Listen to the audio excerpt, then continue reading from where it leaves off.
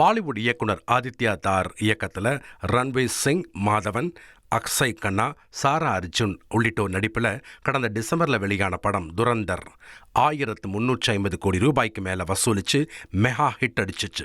துரந்தர் 2 பாகமும் கடந்த 19ஆம் தேதி ரிலீஸ் ஆகி நல்ல வரவேற்பை பெற்று இதுவரைக்கும் 900 கோடி ரூபாய்க்கு மேலே வசூலாகி இருக்கு.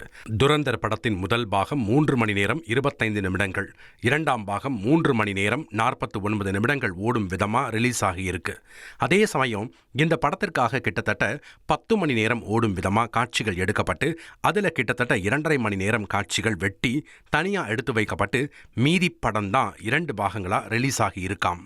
இந்த நிலையில மீதி இருக்கும் 2.5 மணி நேர காட்சிகளையும் இந்த 2 பாகங்களுடன் பக்காவாக இணைச்சு கிட்டத்தட்ட 20 எபிசோடுகள் கொண்ட ஒரு வெப் சீரிஸா வெளியிடும் திட்டத்தில் தயாரிப்பு நிறுவனம் இருக்காம்.